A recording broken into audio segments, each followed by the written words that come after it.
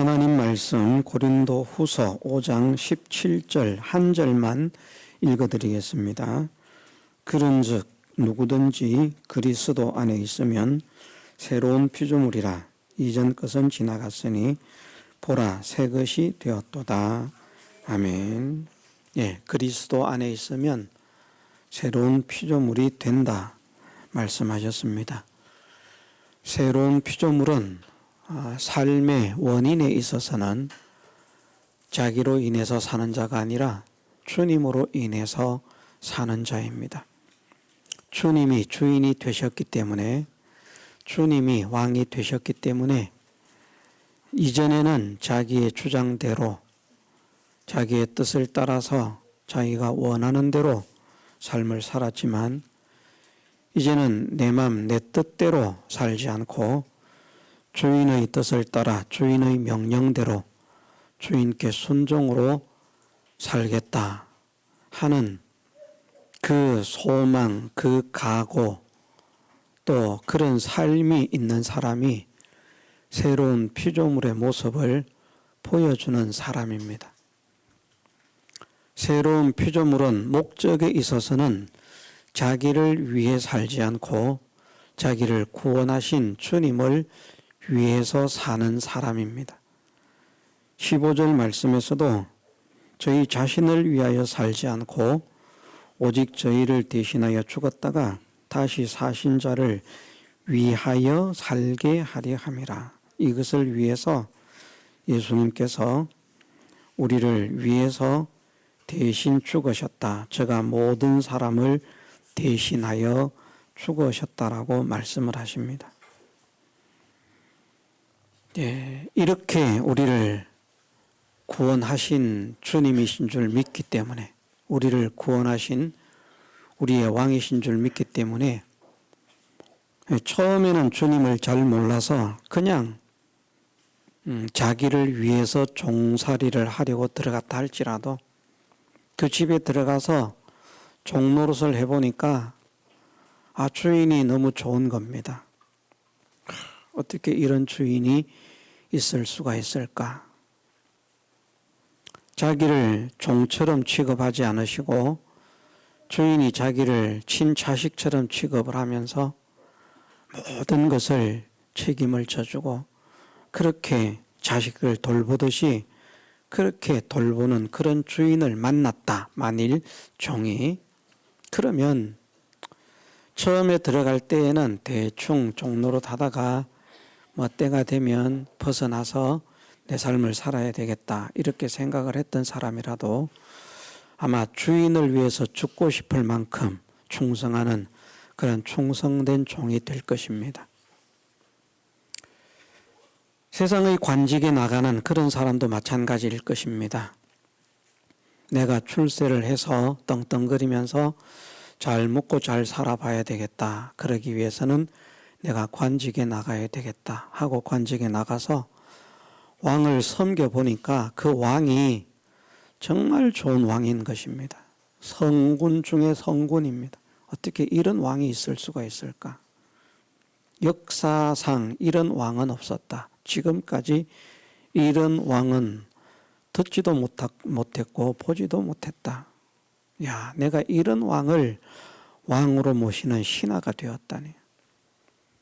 그러면 아마 충성스러운 그런 신하가 되어서 왕을 대신해서 목숨을 내어놓기까지 할 만큼 왕을 위해서 사는 그런 신하가 될 것입니다. 종도 좋은 주인을 만나면 주인을 위해서 목숨을 내어놓기까지 주인을 위해서 살고 주인을 위해서 충성하는 종이 되고요.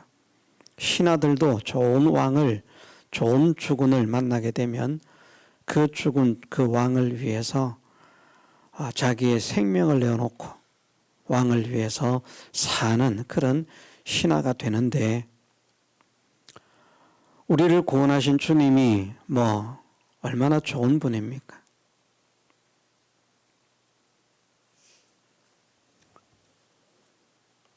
세상의 그 어떤 언어로도 표현할 수 없는 그런 사랑과 은혜가, 자비가 풍성하신 그런 주인이십니다. 원수된 우리를 살리려고 우리를 대신해서 당신의 목숨을 아낌없이 내어 던진 주님이십니다. 세상의 왕과 주인이 나를 위해서 목숨을 내어 던지지 않았어도 그 주인을 위해서, 그 왕을 위해서 살고 죽기까지 하려고 하는데, 우리 주님은 우리를 사랑하셔서 우리를 구원하시기 위해서 목숨을 내어 놓으시고 십자가에서 살찢고 피 흘려 죽기까지 하신 주님이십니다. 주시는 혜택은 어떻습니까? 왕으로 말하면 나와 함께 통치하자. 왕이 되게 하기 위해서 노심초사 애를 쓰는 왕이고요. 주인으로 말하면 내 모든 소유를 너에게 맡기겠다. 아들처럼 관리해라. 주인의 후사로서 주인의 모든 것을 이어받을 그런 상속자처럼 그렇게 대우를 하는, 신하로서 종으로서 대우를 하는 것이 아니라 아들로서 권세와 능력과 모든 것을 이어받을 후사로서 대우를 하는 그런 주인, 그런 왕이 주님이십니다. 그러니 이 주님을 바르게 알고 바르게 믿으면 필연 주님을 위한 사람, 정말 주님을 위해서 죽으라고 하면 죽을 수도 있겠다. 죽고 싶다 할 만큼. 이전에는 자기가 살기 위해서 믿었지만, 자기가 잘되기 위해서 믿었지만, 자기가 복되기 위해서 믿었지만, 자기 행복을 위해서 믿었지만, 자기 성공을 위해서 믿었지만, 자기 유익을 위해서 믿었지만, 이제는 자기의 행복, 자기의 성공, 자기의 유익을 위해서 믿는 것이 아니라 주님을 기쁘시게 해드리기 위해서, 주님께 영광을 돌리기 위해서 믿는 사람, 그 사람이 새로운 피조물로 변화가 된 사람입니다. 교회를 다니지만 새로운 피조물로 교회를 다니는 사람이 있고, 새로운 피조물이 아닌 사람으로 교회를 다니는 사람이 있습니다. 자기가 왕이 되어서, 자기가 주동자가 되어서, 자기가 주체자가 되어서 자기가 하고 싶은 대로, 자기가 원하는 대로 믿는 사람은, 그것은 새로운 피조물로 교회를 다니는 게 아니고 옛사람으로 교회를 다니는 것이고요. 오늘은 내가 참 교회를 가기가 싫구나. 그래도 주님이 오라고 하시는구나. 가야 되겠다. 오늘은 내가 교회가 아니라 다른 데 갈 일이 있다. 나를 부른다. 나를 사랑하는 사람이 나를 부른다. 가야 되는데 가고 싶다. 그렇지만 주님이 부르시니 가야 되겠구나. 세상에 내가 중요하게 생각하는 그런 일이 있다. 그거 안 하면 내가 큰일 나는데, 그것을 해야만 되는데, 그래서 하고 싶어서 소망하고 기다렸는데, 손꼽아 기다렸는데, 그런데 주님이 오라고 하시니 그거 내려놓고 가야 되겠구나. 그게 이제 주님의 것으로 사는 사람이고요. 주님을 주인으로 모시고 사는 사람인 것이죠. 그것이 새 사람이죠. 새 사람. 저도 조금이라도 주인을 위해서 살고 싶은, 주님을 위해서 살고 싶은 그런 마음이 없지 않아 있습니다.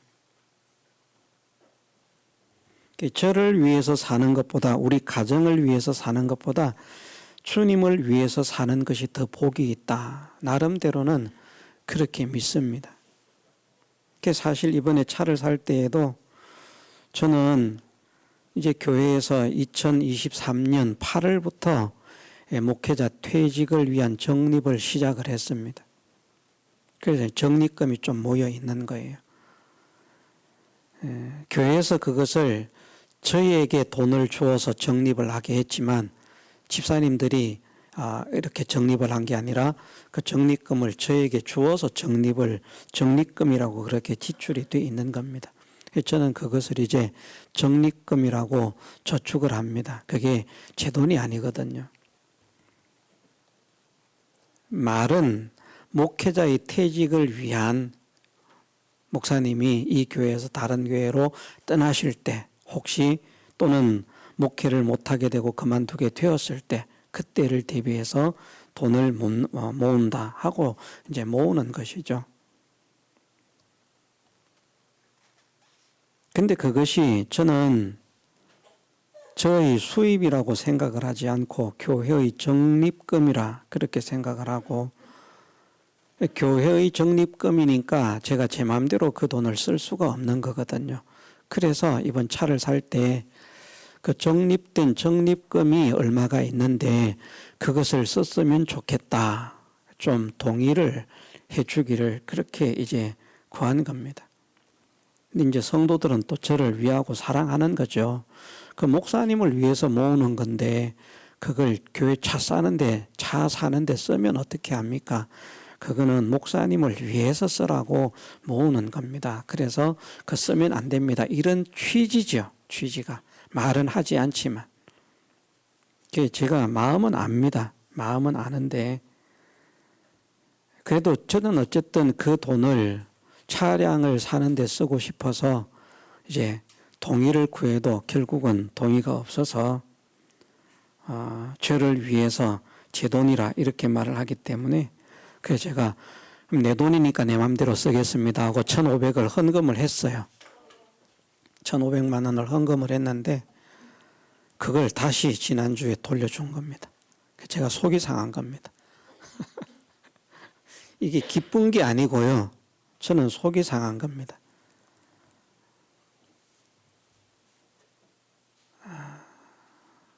그래서 이것을 어떻게 해야 되나 지금 머리털이 빠질 만큼 고민을 하고 있습니다. 그냥 헌금을 한다고 했으니까 내 돈인 줄 알고 내가 헌금을 하겠습니다. 말을 하고 그것을 교회 통장으로 입금을 했으면 헌금이다 그렇게 하고 받아서 처리를 하면 좋은데 그걸 또 이거 목사님 건데 우리가 쓰면 안 된다 무슨 언론이 있었는지 모르겠습니다. 있었는지 모르겠는데 그걸 지난주에 다시 제 통장으로 입금을 시킨 겁니다. 아니 나는 주님을 위해서 살고 싶은데 사실 저는 우리 가족을 위해서라고 하면 사실 바들바들 떠는 사람이거든요. 막 1,000원이 아깝고 10,000원이 아깝고 바들바들 떠는 사람인데 주님을 위해서라고 하면 쓸 수 있다는 겁니다. 그 차가 제 차가 아닙니다. 확실하게 교회 명의로 하기 위해서 출고된 것을 보니까 영수증을 보니까 동광교회로 출고가 되었습니다. 현대자동차에서. 제 자가용이 아닙니다.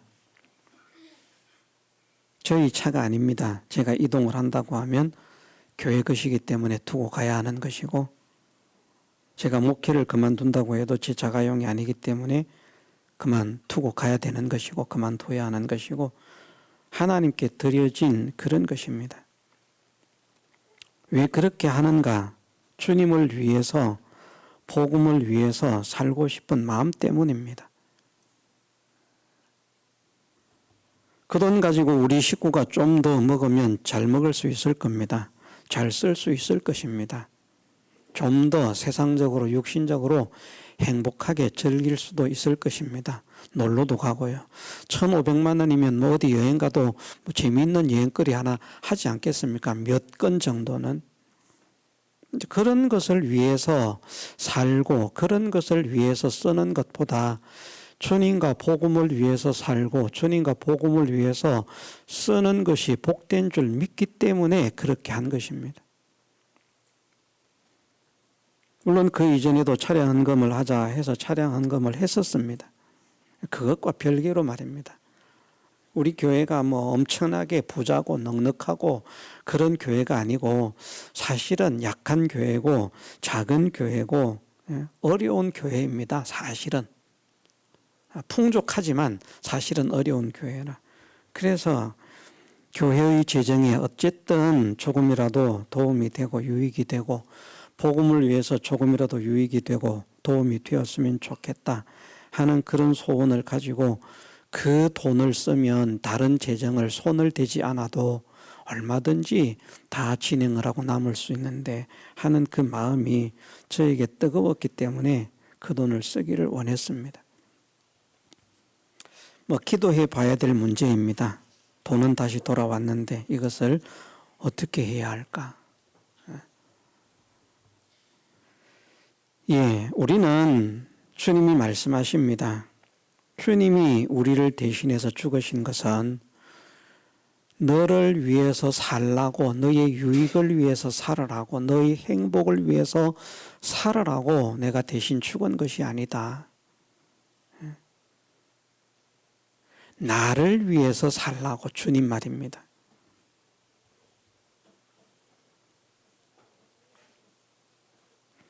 저는 하나님께 감사한 것이 하나님께서 제 마음을 열어주신다라는 사실을 저는 확실히 믿습니다. 왜냐하면 제가 굉장히 계산적이고 이기적이고 인색한 사람인데, 육신적으로 보면 정말 발발발발 뜨는 사람인데, 그래서 껌 하나도 못 사가지고요, 껌도 저 사위한테 부탁을 합니다. 혹시 이마트 가면 졸음껌 하나 사다오. 그만큼 짭니다. 그러죠? 이마트 가면 졸음껌 하나 사달라고. 그 껌을 하나 못 사는 겁니다. 그 껌을 하나. 그런데 마음을 열어주신다는 게 누가 어렵다, 누가 힘들다 그런 말을 들으면 하나님께서 제 통장에 모여 있는 것을 헐게 하신다는 겁니다. 그게 100이 되기도 하고 200이 되기도 하고 400이 되기도 하고. 그게 작은 돈이 아닙니다. 근데 줄 수 있다는 겁니다. 어떻게 나를 위해서는 바들바들 떨리게 하시는 하나님이 다른 사람을 위해서는 이렇게 풍성하게 퍼줄 수 있는 마음을 가지게 하시는가? 저는 그것이 하나님 은혜라고 믿습니다. 하나님이 아니면 저는 그런 삶을 살 수가 없는 사람입니다. 저는 가족이 없습니까? 자식이 없습니까? 있습니다. 정말 주님이 나를 위해서 죽으셨기 때문에 나도 주님을 위해서 조금이라도 희생하고 조금이라도 헌신하면서 주님께서 나에게 베풀어 주신 그 은혜를 조금이라도 갚았으면 좋겠다. 그 마음이 있는 겁니다. 그 마음이 있어서 그 마음 때문에 마음이 열릴 때는 주차비 1,000원이 아까운 사람이 몇백만 원이 아깝지 않다는 겁니다. 우리가 그런 사람이 되기를 원합니다. 주님 때문에, 주님 때문에. 나를 위해서 죽으신 주님 때문에. 오늘 본문의 주님이 우리가 사는 삶이 주님을 위해서 사는 자가 되게 하기 위해서라고 하는 것 외에 두 가지 목적을 말씀하시고 있는데, 주님이 왜 죽으셨는가? 하나는 하나님께서 우리를 하나님과 화목한 자가 되게 하시기 위해서 주님이 죽으셨다는 것을 말씀하십니다. 이는 하나님께서 그리스도 안에 계시사 세상을 자기와 화목하게 하시며 모든 것이 하나님께로 났나니 저가 그리스도로 말미암아 우리를 자기와 화목하게 하시고 또 우리에게 화목하게 하는 직책을 주셨으니, 이렇게 말씀하십니다. 우리를 하나님과 화목한 자가 되게 하신다. 하나님이 어떤 분입니까?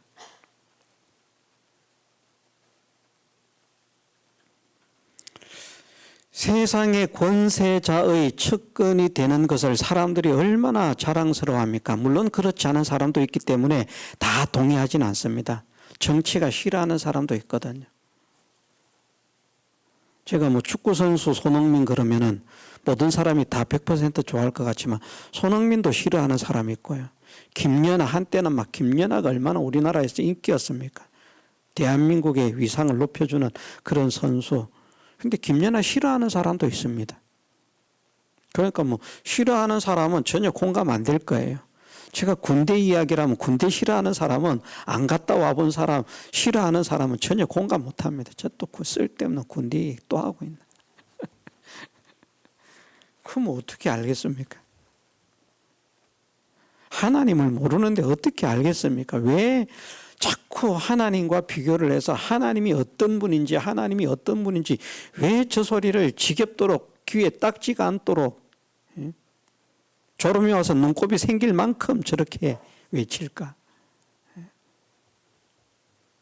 그런데 정말 하나님이 어떤 분입니까? 하나님은 우리 아버지시라고 말씀하시면서 만유 위에 계시고 만유를 지으신 분이라고 말씀하시잖아요. 만유, 모든 존재, 있는 것의 모든 있는 것들의 주인, 모든 있는 것들 위에 가장 뛰어나신 주권자, 이것을 말하는데, 우리를 책임지신 아버지, 우리에게 모든 것을 상속시켜 주시는 아버지가 얼마나 권위가 있고 권세가 있고 능력이 있으신 분인가 하는 것을 알려주시는 것이 만유 위에 계시고 만유를 지으시고 만유를 통일하신 그런 분이시다 말씀을 하시거든요. 어마어마한 권세자입니다. 어마어마한 권세. 하나님의 권세는 그 누구도 항거할 수 없습니다. 그 누구도 찬탈할 수도 없습니다. 영원히 빼앗기지 않을 영원한 권세입니다. 확실한 권세입니다. 그런 권세를 가지신 분과 화목하게 된다는 것이 얼마나 영광스러운 일입니까? 우리가 뭐라고? 대통령도 가까이 못하는데. 지금 뭐 얼마 안 있으면 대선을 치릅니다마는 대선 후보가 몇 명이 나올지 모르겠습니다마는 우리 교회에 있는 사람들 중에서 대선 후보, 당선된 게 아니고 대선 후보에 측근되는 것이 쉽겠습니까? 그것도 어렵습니다. 그런데 그 대선 후보들은요, 하나님 앞에 가면 아무것도 아니에요. 먼지 같은 존재예요. 하나님은 그렇게 크신 분입니다. 그렇게 권세가 있으신 분입니다. 그런 하나님의 측근이 되게 하고 하나님과 화목하게 하신다. 그것을 위해서 어떻게 하셨다고 말씀하십니까? 우리에게 저희의 죄를 저희에게 돌리지 아니하시고 죄를 알지도 못하신 자로 우리를 대신하여 죄를 삼으신 것은, 자, 우리는 남의 물건을 훔쳤지만 남이 도둑놈 그러면 듣기 좋아합니까? 싫어합니까? 싫어하잖아요. 근데 진짜 예수님은 훔치신 것도 없는데 도둑놈 소리 듣는 거예요. 사기꾼 소리 듣는 거예요. 나쁜 놈, 사기꾼, 죄인으로 정죄를 당하시는 겁니다. 우리가 그렇게 한번 생각을 해보십시다. 나는 남의 것을 훔쳐도 나는 도둑놈이라고 하는 소리를 듣기 싫어하는데 남의 것을 훔치지 않았는데 나를 도둑놈이라고 한다면 나는 어떻게 행동을 할 것인가? 그런데 주님은 죄를 알지도 못하신 분이라는 겁니다. 그런데 죄인으로 삼았어요. 도둑놈이라고, 사기꾼이라고, 강도라고, 살인자라고. 죄를 뒤집어 씌워 놓은 겁니다. 우리 같으면 얼마나 억울하겠습니까? 우리가 그거 감당할 수 있겠습니까? 어떻습니까? 한번 상상을 해보시기 바랍니다. 우리 가슴으로 말입니다. 우리 가슴으로. 그런데 주님은 우리를 구원하시기 위해서 도둑놈이라는, 사기꾼이라는, 살인자라는, 강도라는 그 누명들을 다 뒤집어 쓰고 말입니다. 당신은 죄를 알지도 못하셨는데, 죄를 짓지도 않으셨는데, 무엇 때문에? 우리를 사랑하시기 때문에 우리를 구원하시기. 이렇게 하시는 것은 우리를 대신하여 죄를 삼으시는 것은 우리로 하여금 저희 안에서 하나님의 의가 되게 하려 하심이라. 하나님이 기뻐하시는 자, 하나님이 인정하시는 자, 하나님께서 만족하시는 자, 하나님과 그냥 가까이만 해도 되는데 하나님께서 기뻐하시고 만족하시고 하나님의 의로 삼으시기 위해서 죄가 없으신 예수님을 우리의 죄를 뒤집어 씌워서 죄인으로 만드시고 그것으로 인해서 죽게 되셨다. 우리의 죄를 짊어지고. 우리가 곰곰이 생각을 해보면 좋겠습니다. 그러면 이 사실을 생각하면서 이 사실을 믿으면 예수님을 자기의 구주로 영접하지 모시지 않을 수 없는 겁니다. 나의 주인이 되어 주시기를 원합니다. 나의 주인이 되어 주옵소서. 내가 이런 주님으로 인하여 살기를 원합니다. 내가 이런 주님을 위해서 살기를 원합니다. 그런 마음이 자기 속에서 자기도 모르게 자꾸 생겨지는 것입니다. 자꾸. 우리가 하루에 몇 번이나 그런 생각을 합니까? 살면서 내가 나를 위해서 살지 않고 주님을 위해서 살기를 원합니다. 지금 혹시 내가 나를 위해서 사는 것 아닙니까? 주님을 위해서 살고 있습니까? 지금 내가 하고 싶은 대로 살고 있습니까? 주님이 말씀하시는 대로 살고 있습니까? 나는 주님의 종으로 살고 있습니까? 아니면 내가 주인이 되어서 주님을 종으로 부려먹는, 야 나한테 복 안 주냐? 빨리 줘라. 야 나한테 복 줘야지. 내가 복 달라고 그만큼 요청을 했으면 네 기 먹었냐? 듣지도 않고 뭐 하고 있냐? 사실 기도도 이런 기도하고 있거든요.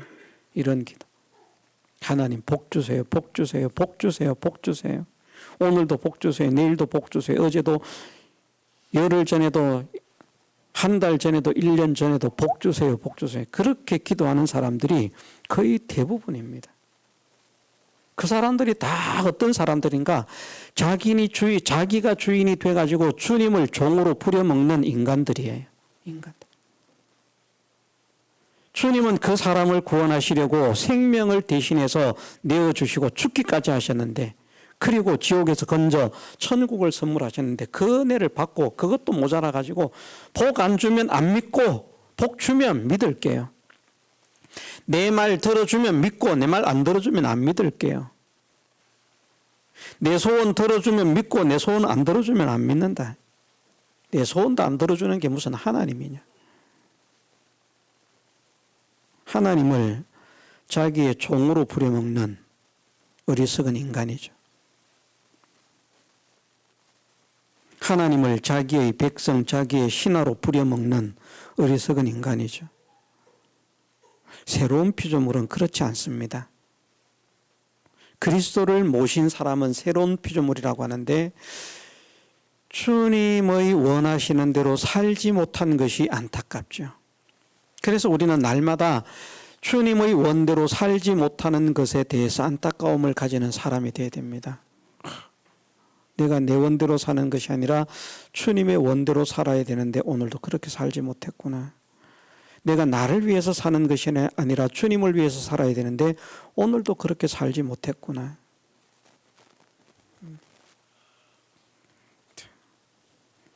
자기 즐기는 여행, 먹을거리 이런 것은 찾아서 대한민국 끝까지라도 가고 세계를 향해서 나가고요. 주님을 위해서 사는 이 삶에 있어서는 생각지도 않는 사람. 내가 주님을 위해서 조금이라도 살아봐야 될 텐데. 우리는 정말 주님 안에 새로운 피조물이 되기를 소원합니다. 하나님께서 우리를 사랑하시면 새로운 피조물이 되게 하실 줄 믿습니다. 그러기 위해서는 우리가 이 사실을 깨달아야 됩니다. 왜 주님이 우리를 대신해서 죽으셨는가? 당신이 죄가 있어서 우리를 대신해서 죽으신 것이 아니라 당신은 죄가 없으시고 죄를 짓지도 않으시고 죄를 알지도 못하시는데 우리로 만유의 주제이신 하나님과 화목한 사람이 되게 하시고 하나님의 의가 되게 하시려고 나를 대신해서 죽으셨다. 모든 누명을 다 뒤집어 쓰시고, 저는 부족하지만 이 사실을 생각하면 정말 기가 찰 때가 있습니다. 정말 이 사실을 생각하면 주님이 왜 죄를 뒤집어 써야 됩니까? 나 같으면 견디지를 못할 텐데. 지금은 그래도 조금 단련이 됐는지 모르겠습니다만 지나온 삶에 있어서 제가 모함을 많이 받아보지 않았습니까? 모함을 많이 받아봤는데, 모함을 받아보니까 말입니다, 어느 정도는 참을 수 있는데 그 어느 정도의 선이 넘어가니까 결국은 폭발하더라고요. 이기지를 못했어요. 그래서 앞으로 또 모함이 올지 모릅니다. 왜냐하면 승리를 못했기 때문에. 몇 번의 그런 일들이 있었는데 그걸 승리를 해서 완전히 도장을 꽝 찍었으면 그 시험 다시 오지 않을 것인데, 그 시험에 다른 사람이 나를 모함하는 그 모함을 정말 그리스도의 사랑과 믿음과 그런 소망으로서 하나님께 대한 그런 어떤 믿음으로서 다 이기고 극복하고 승리한 그런 사람이 됐다면 그런 시험이 또다시 올 일이 없겠지만, 그 모함하는 그 시험을 이기지 못했기 때문에 결국은 폭발을 하니까 그냥 대항을 하는, 같이.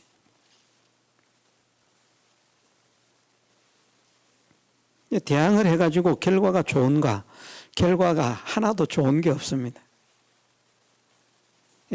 대항해서 결과가 좋다고 하면 그래, 대항을 해서 이기는 것이 내가 기뻐하는 것이다, 하나님이 증명하신다고 할 수 있는데, 그렇게 대항해서 돌아온 결과가 좋은 것이 아니라 손해로 나타났기 때문에 하나님께서 기뻐하신 것이 아니라, 그래서 저는 패전을 하면서 살아왔습니다. 앞으로 또 큰 모함이 충분히 있을 수 있습니다. 그럴 때 어떻게 이제는 이길 수 있을 것인가 생각을 해봅니다. 이겨야만 될 텐데. 기도해 주십시오. 어떤 사건, 어떤 형편 가운데서도 그 모든 것들을 다 이기고, 그것 때문에 사람은 이 옹졸해가지고요, 그냥 말 한마디에 팩팩 토라지는 게 우리 인간인데, 예? 그걸 견디고 이긴다는 게 여러분들 쉽지 않습니다. 쉽지 않습니다. 그래도 저는 나름대로 그 면에서 많이 연단을 받아서 제법 많이 참았다고 생각을 하거든요. 그래도 터지더라고요. 그것이 승리가 아니다. 그런데 주님은 우리의 죄를 뒤집어 쓰고, 없는 죄를 뒤집어 쓰고, 우리 때문에 살찢고 피 흘려 죽으시면서까지, 마지막 숨이 끊어지는 그 순간까지 다 이루었다. 아버지여, 내 영혼을 아버지 손에 부탁하나이다 하고 숨을 거두시기까지, 마지막 순간에 보면 크게 소리 지르시고 운명하셨다라고 하지 않습니까? 마지막에 크게 소리 지른 것이 무엇인가 하면, 아버지여, 내 영혼을 아버지 손에 부탁하나이다 하는 그 말씀이 크게 소리를 지른 말씀입니다. 다 이루시고요. 그렇게 돌아가셨어요. 이 주님을 생각하면 우리 가슴이 먹먹해져야 되고요. 어떤 사람들 보니까 텔레비전에 나오면 조금 불쌍한 사람 그거 나오면 그것 때문에 가슴이 먹먹해진다. 가슴이 먹먹하다. 아이고 참 불쌍하다. 정말 힘들겠다. 그거는 힘들고 불쌍한 줄 아는데, 죄도 없으신 주님이, 죄를 알지도 못하신 주님이, 죄를 범치도 않으신 주님이 내 죄를 뒤집어 쓰고 말입니다, 죄인으로 정죄가 되어서 죄인의 삶을 사시고 죄인의 죽음을 당하셨는데, 그게 가슴이 먹먹해지지 않아요. 그게 감격이 되지 않아요. 그게 감사가 되지 않아요. 썩을 때는 감격이 됩니다. 썩을 때 아무 쓰잘데기 없는, 불쌍한 사람 보고는 감동이 됩니다. 가슴이 먹먹해집니다. 눈물이 나옵니다. 나를 위해 살찢고 피 흘리신 주님을 위해서 내 가슴이 먹먹해지게 하옵소서. 나를 위해 살찢고 피 흘리신 주님 때문에 내 가슴이 아파지는 사람이 되게 하옵소서. 나를 위해 살찢고 피 흘리신 주님 때문에 내 눈에 눈물이 흐르게 하옵소서. 우리가 그렇게 기도하십시다. 그게 믿음의 사람입니다. 그러면 그 사람은 주님을 모십니다. 주님을 모시면 새로운 피조물이 됩니다. 주님을 모시면. 주님을 모신 사람으로 우리 남은 생애를 채워가는 우리 모두가 되게 해주시기를 주님의 이름으로 축원합니다. 다 같이 통성으로 기도드리겠습니다.